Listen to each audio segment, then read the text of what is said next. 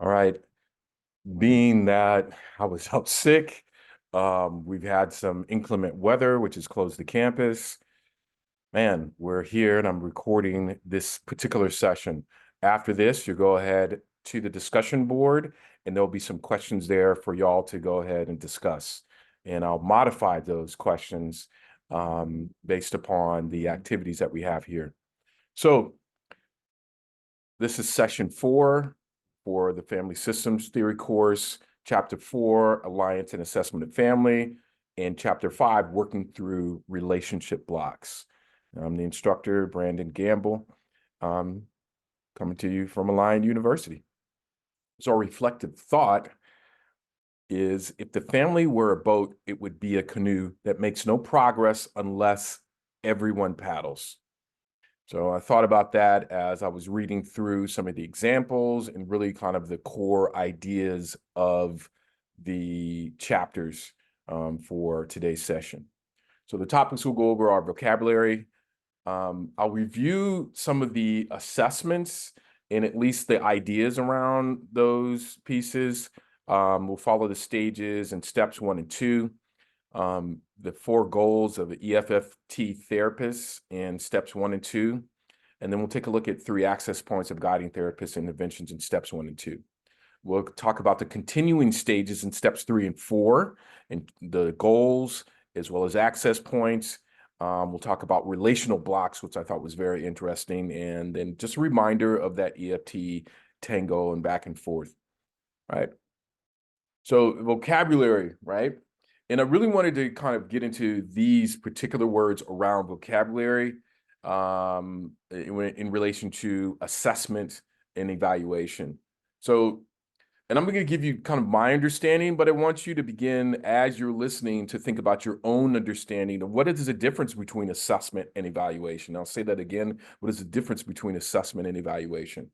Assessment is really the act of gathering information.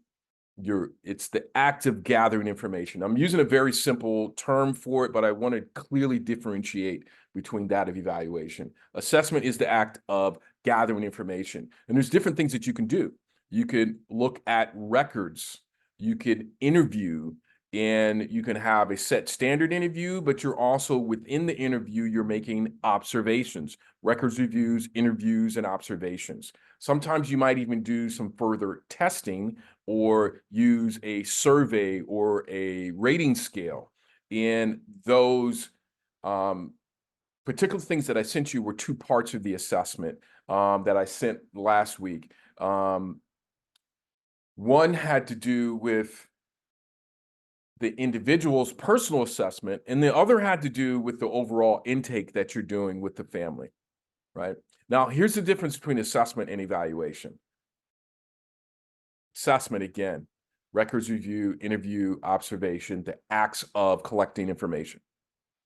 Evaluation is making a judgment about all of that information within a theoretical frame. Evaluation is making a judgment about all that information within a theoretical frame. All right. So those are the key 2 differences between assessment and evaluation.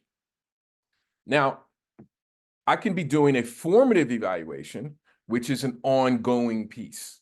And as I'm collecting the information, as I'm observing, as I'm taking a look at the records, this is all ongoing. The summative evaluation is if I write a report or the point that I come to and I say, all right, this is the sum total of all this information. Let me tell you what I think now that we've been in progress, that we've done the intake, we've even talked through a few things that are kind of key access points, that are key triggers or key areas of attachment relating to emotion as we focus on EFT.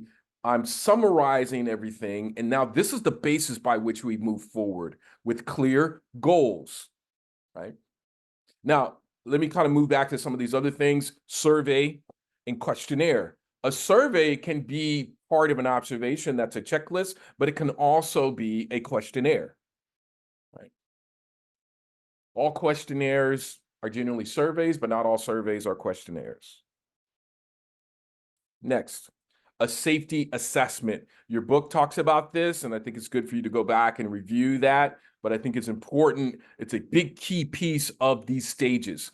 Recognizing whether or not we can move forward with or without. And we'll get into that a little bit more, but I really wanted you to be aware of that vocabulary.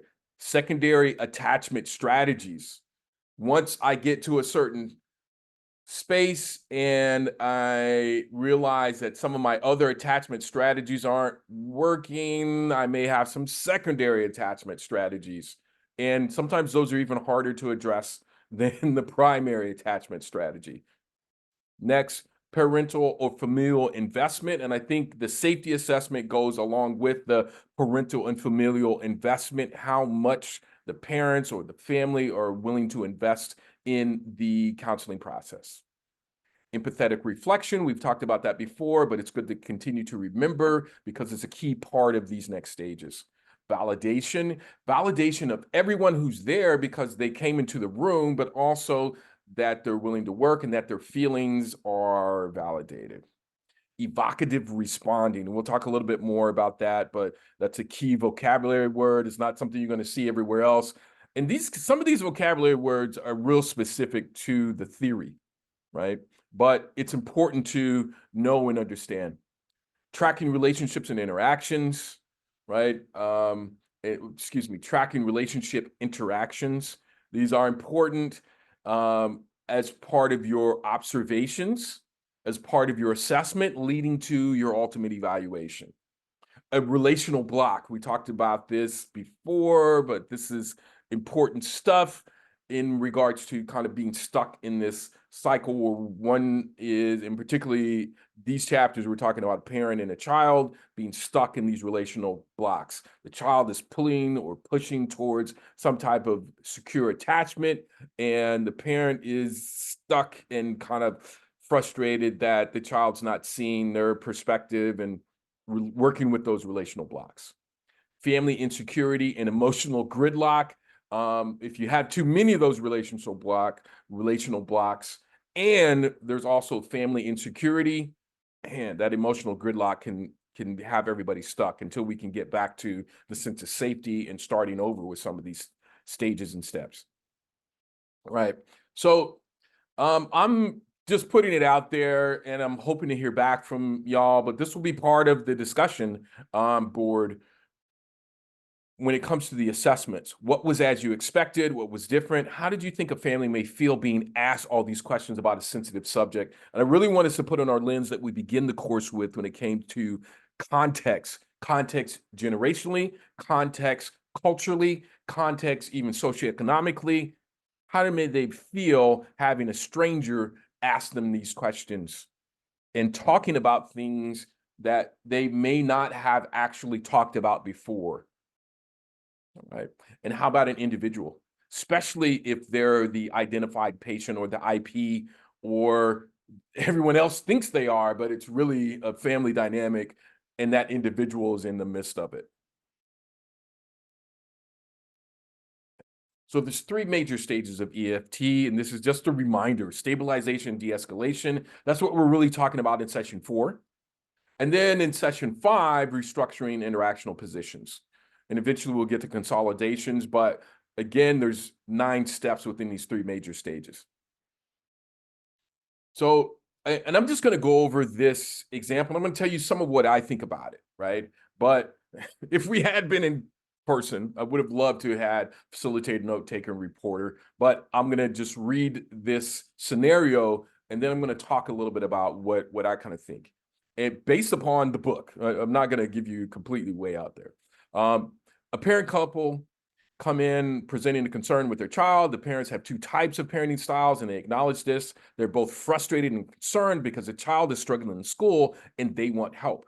Parent A has not set clear boundaries, while parent B has focused on the consistent boundaries but feel they have sacrificed their relationship with the child. The child withholds a lot of information about school from both parents, right? The therapist could do what to acknowledge the perspectives and refocus the parental familial intentions, build alliances, assess availability, tune into the emotional tone, and tracking negative patterns. right? So again, I'm quickly like this scenario, and where this question here is about that, um, moving through the assessment to the evaluation. So using our book as chapter 4 as a guide, right? And these areas are coming after chapter 4. So how can we acknowledge the perspectives? Again, going to a vocabulary word, validating both parents, and then also kind of looking at what's happening to the child's attachment in that scenario.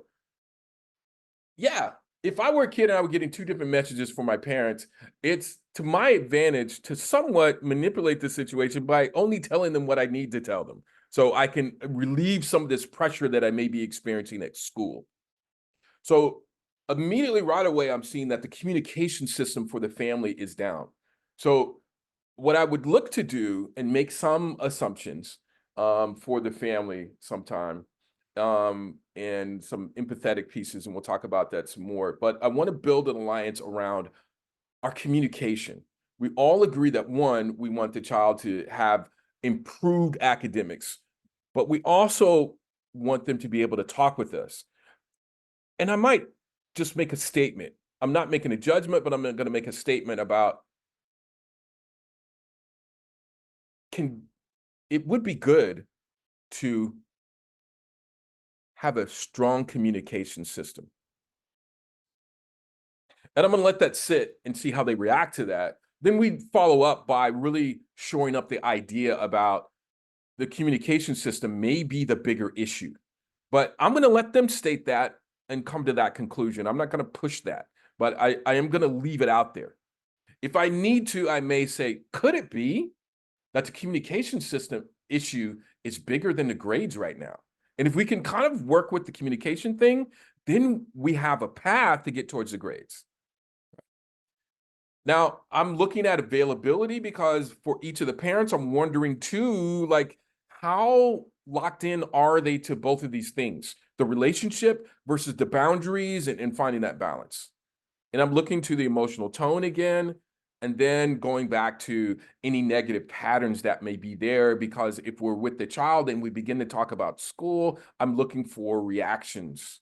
I'm looking for concerns. I'm looking for looks and emotional responses. Now, the chapters haven't gotten into it, but one of the big ones I learned a long time ago was large body movements when we bring up certain areas, or small kind of contained kind of shaking or whatever in relation to some of these things. Sometimes the body will tell and it will express the stress. Right? Again, that's a part of my assessment. Right. So let's get back to some of these 4 goals of EFFT therapist in steps 1 and 2. And again, we're using our attachment lens, and I just put that there as a reminder. We're always looking at attachment. First, actively assures that the family members are seen and perspectives are recognized. Looks at both individual and family concerns, right? Second, joins each family member and validates their understanding of the problem and its origins, themes, right? Loss, rejection, abandonment, relational injury. And this may be a part of the parents' own experiences as a child and things that they did to have some level of attachment with their parents, whether it was, for lack of a better term, healthy or balanced, but nonetheless, it was the thing that they did to secure the attachment. They'll throw caution to the wind to make sure that either I'm, by God, setting these boundaries, or I'm letting the boundaries go so I can have a relationship with my child. Either way, what are those themes also for those parents? Next, third, safety and direction for treatment. Secures investment for family-focused work. Now, let's say that there was chairs being thrown, there were arguments on our last example.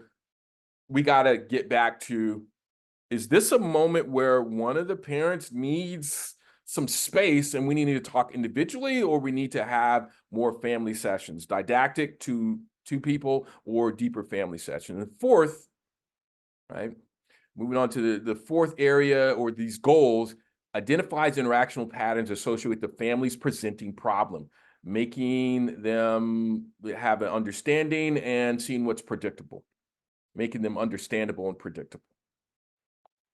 All right, our next slide here. I like the way the book does this with these access points. And this is somewhat interesting to me, hitting on these access points of guiding the therapist interventions in steps 1 and 2, right? For me, I really like goals. That helps me, but these 3 kind of areas where I need to stay on it. And this is really somewhat about the assessment and evaluation piece. So facilitate a family conversation by providing the family an opportunity to talk about what the family does not talk about, even though they share experiences. This is Bowlby's frame going all the way back to 1979. Finds underlying emotions as well as resilience, right? Talking about those things. One of the questions I really love from counseling is, what keeps you going in spite of all of these things? That's for resilience. But these underlying emotions, like, we know, and I really wanted to talk with y'all about this a little bit more and kind of flesh this out. But one thing that I do know, outside of anger, and this I learned a long time ago in a counseling course, but there's these S's: sadness, stress, being scared, being scarred, right? So underneath the anger and the outward expressions are these things: sadness, stress, scared, scarred, and there may be some others, but those are kind of my top 4 that I usually see and families connect with when I talk with them about those things. Right. Next, secure parental investment, both at the child level, which is most often, but also at the relationship level with the adult. Addresses concerns that the parent is being blamed. They are not, but there's this idea that they come into that they've already blamed themselves. Right. So we have to build that alliance to strengthen those resources. So facilitate a family conversation, secure the parental investment. And then the last is track patterns related to the presenting problem and marks the therapist's interventions and reflections that family experience of the problem, all while conducting a safety assessment. So some of these things, you're doing 3 things at once, right? You're keeping in mind what the records have told you, what the intake has told you. You're keeping in mind the clear questions that you need, and then the observations. After a while, you begin to memorize the process of the questions, and then you can begin to focus in on the observations that you have, the nonverbal cues, the verbal repeated words that are said, or the patterns of the back and forth of the responses, both physically and verbally.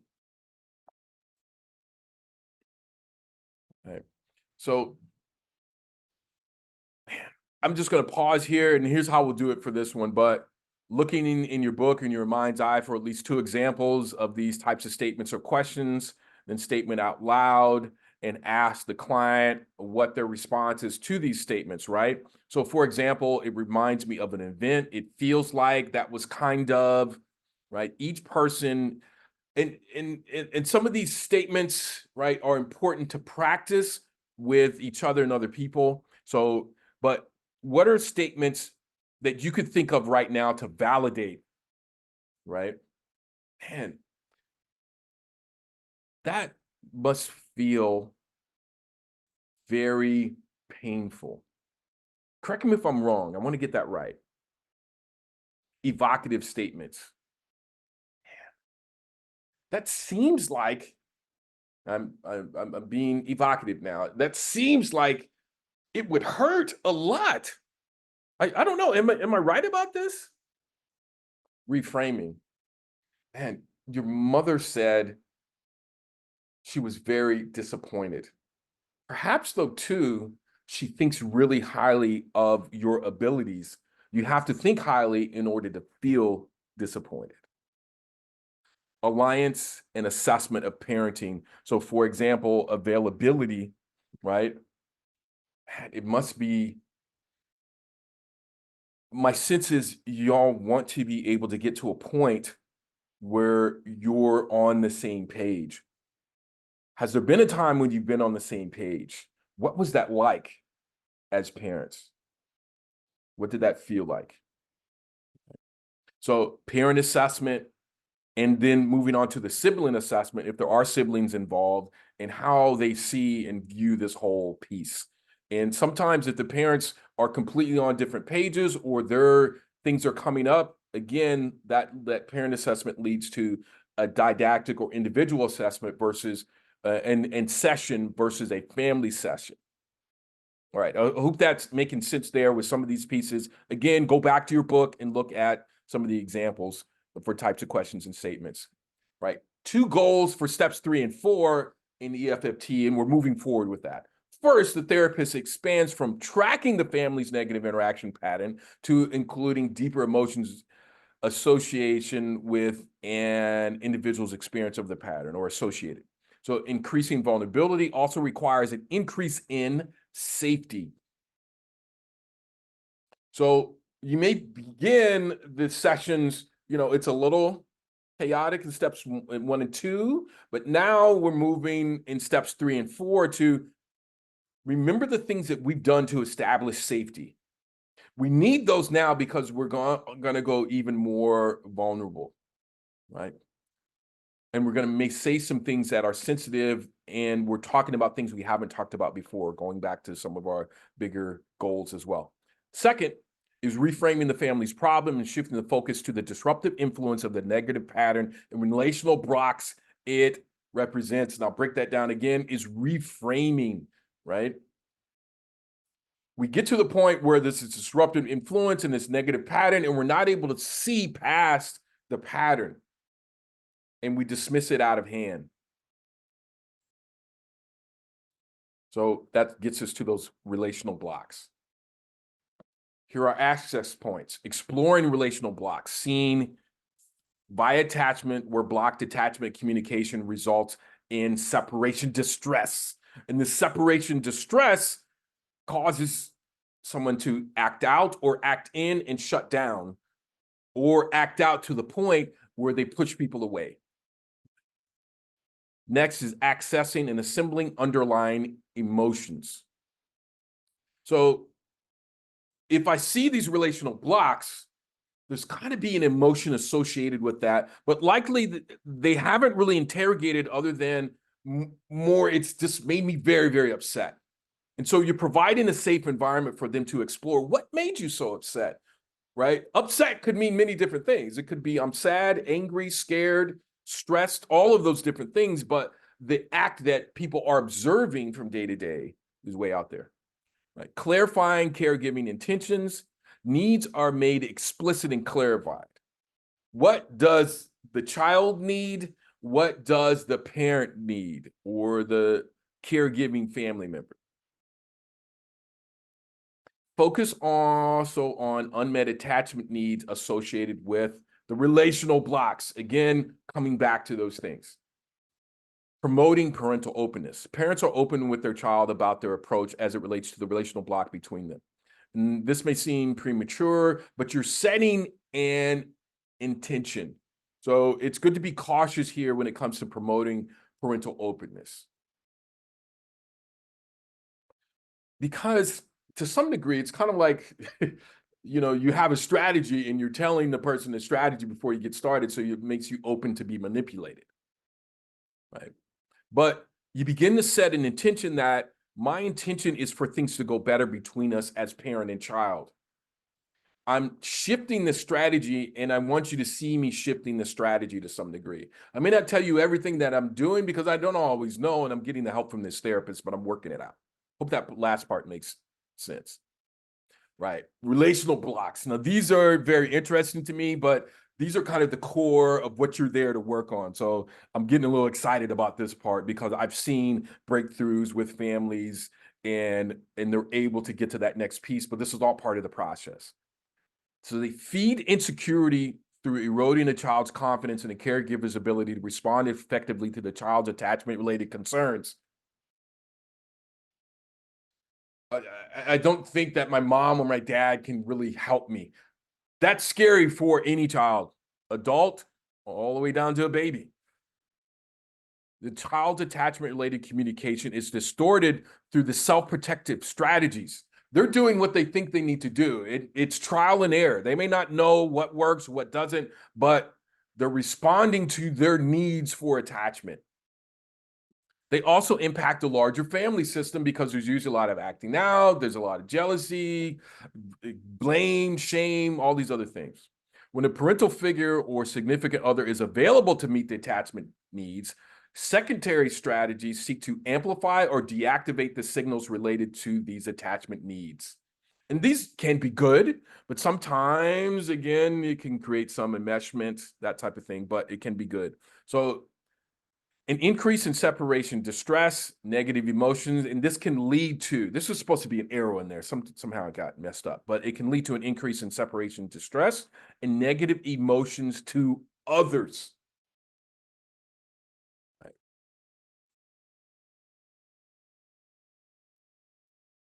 So I really like this diagram here about over-responding, right? Caregiving responses range from overprotective, demanding, controlling to overly dismissive, and then under-responding, right? Caregiving responses may range from frozen disengagement to distant rejection through withdrawal. I were you, I'd carry this around, put this up on the mirror, so you got a working sense of this. You want this in your working memory. You want this available to you as you're thinking about either over or under responding. Going to the child, they're either going to intensify or minimize, right? The child reacts to block with anxious heightened engagement of attachments related to emotion, fear, hurt, anger. Or they're minimized. The child reacts by distancing, withdrawing from interaction, minimizes attachment related to emotions and needs. As a parent, this was freaking me out because I've seen it and it can be very painful as a parent. I'm giving you my experience. I'm not self-disclosing just to self-disclose, but I'm giving you a real clear example how that kind of works. So parent caregiving response, right? Shows interest in child's goals, problems, affirming outcome and ability, shows affection, love, provides guidance, not interfering with exploration, and celebrates success, right? And we're working on to get past these relational blocks, right? Because these relational blocks get pushed on by over or under responding, intensifying, or minimizing, right? So for the child, values attachment relationship, actively communicates these needs, confident in parents' response, seeks out attachment, resources when needed. All right. Now I'm doing kind of a double layer or meta level thing when I provide y'all with vocabulary. It's good to listen to the family as they talk about their own issues so they can develop their own vocabulary, particularly as the child can, or as the parents can begin to see what the child is saying consistently with their behavior, types of attachment needs they're trying to work through. The basics, though, is to understand whether I'm over or under responding, or I'm intent for the child, I'm intensifying or minimizing. Right.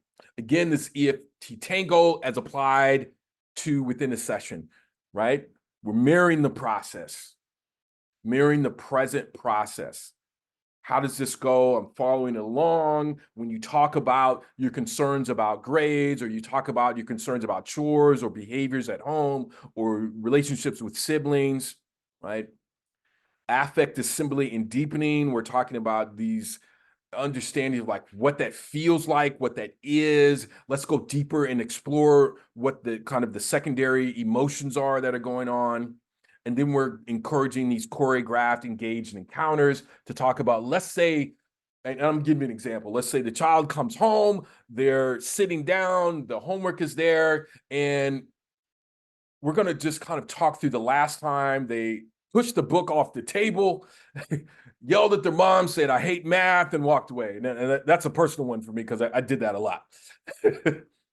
And getting to the point where you can process the encounter. What were you feeling as you were coming through the door? How did your head, how did your heart, how did even your tummy feel? Were you hot? Were you cold? All these things. Let's get deeper in that. And then integrating and validating. Hey, you opened the book. There's been times you've tried to lie to your mom and not even open that book. Parents, man, let's bring into your mom what she saw and how she may have felt. Man, that's got to, seems like it's tough for your mom to see that again and again, especially when your mom's a math teacher.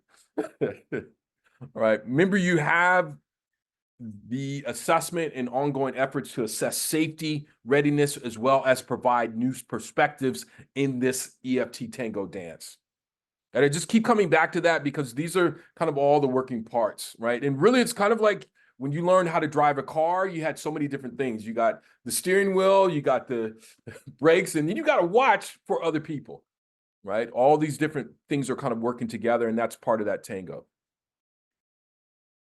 right? Man, another scenario here. A mother is a pilot by vocation, and her oldest son lives at home while attending college and working at night. The mother's youngest son has just returned from rehab. The mother's oldest son studies late after work and is only home to sleep. The mother works 2 jobs to pay for therapy and other necessities for her son's personal and career development. What are potential issues related to relational blocks that may be there for the family? Right? So some of those relational blocks, when it comes to under or overreacting, the parent who's often gone as a pilot and the son who's studying late, both as caregivers, maybe, not as available. And then the son who's struggling and returning from rehab can potentially disengage. But I don't know. I'm curious to see what y'all think. And this one is going to be a discussion point for sure.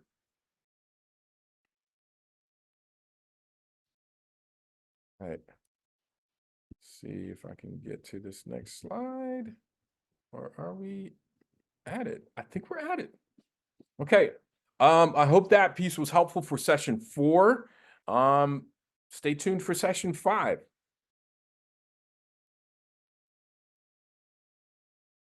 Yeah, these are really fun as I see them and interesting to work through. I really am hoping that you'll also, and I want to validate that this work is not easy, talking about families and sometimes even reflecting upon your own family and your own family's experience in that regard. So thanks for listening so far. If you have any questions, again, we'll talk about that on the discussion board.